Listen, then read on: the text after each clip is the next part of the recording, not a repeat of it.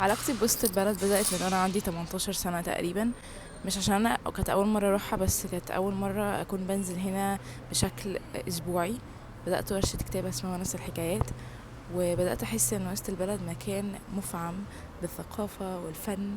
بقابل فيه ناس مختلفة جدا عن الناس اللي أنا شفتها وتربيت معاها طول حياتي. ناس بتفكر بطريقة مختلفة وخلفياتها مختلفة وتجربتها في الحياة مختلفة عني.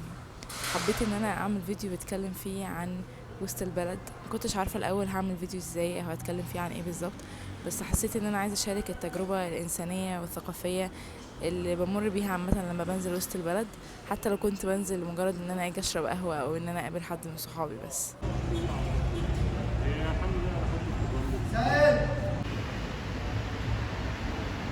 انا النهارده في سيب كافيه في سينما راديو. هما كانوا جددوها من فترة وانا بقالي شوية عايزة اجي بس مش بعرف. دلوقتي الساعة 9 الصبح فغالبا هي قافلة، بس متحمسة اجرب القهوة هنا.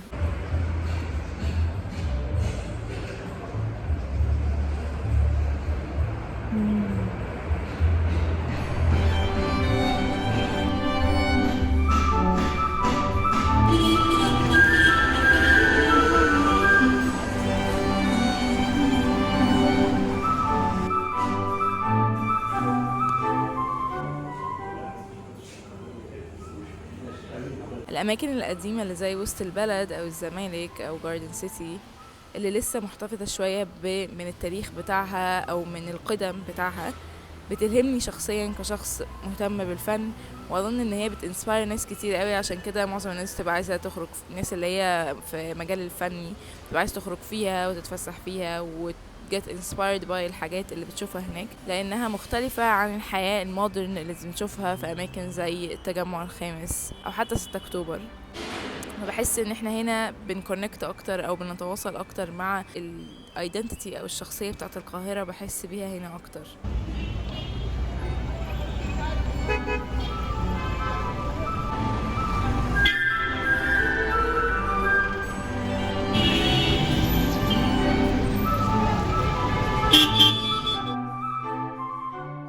أنا النهارده في كايرو روما في وسط البلد نجرب البيتزا.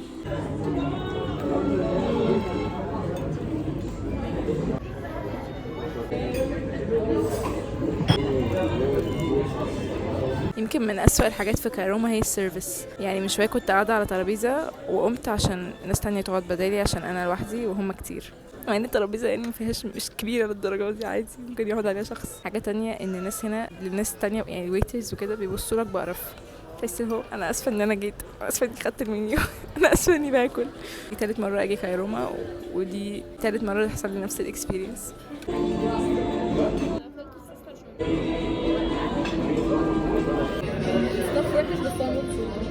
بصوا يا جماعه، انا هبقى صريحه معاكم، هديله 5 من 10 وهبقى كرماه.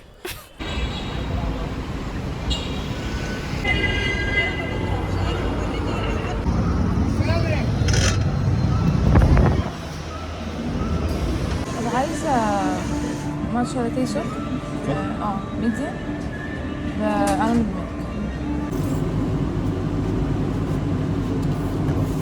انا يوم السبت بروح وسط البلد عشان عندي ورشه كتابه، فالنهارده قررت اروح بدري شويه واقعد اشتغل في كاريبو في وسط البلد.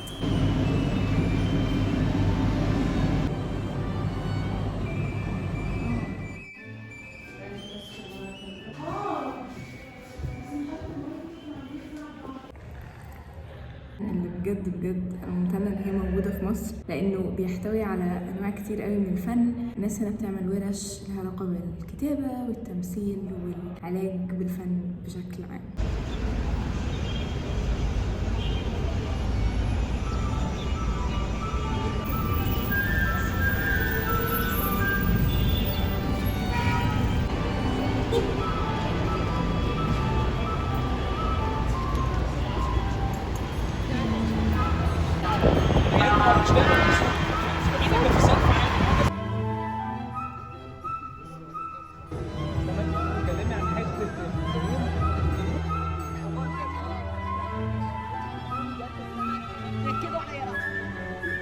Bruh.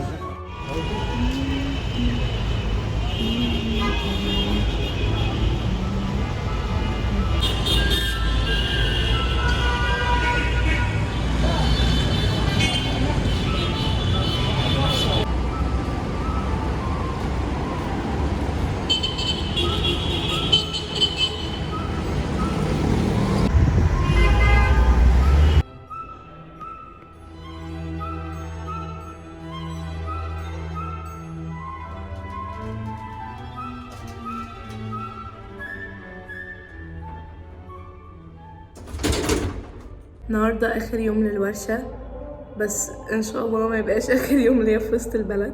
زي ما انتوا شايفين صوتي مش موجود تقريبا أو مرعب. ممتنة أوي أوي أوي إن أنا عملت الفيديو ده، ومبسوطة إن أنا وثقت ولو شوية صغيرين من مشاعري تجاه المكان ده.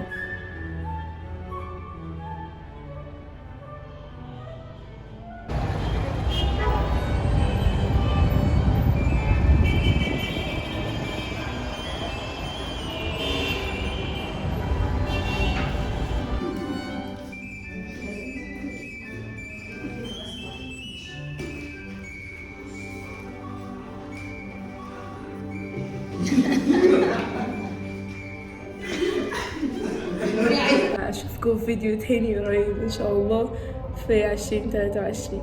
باي.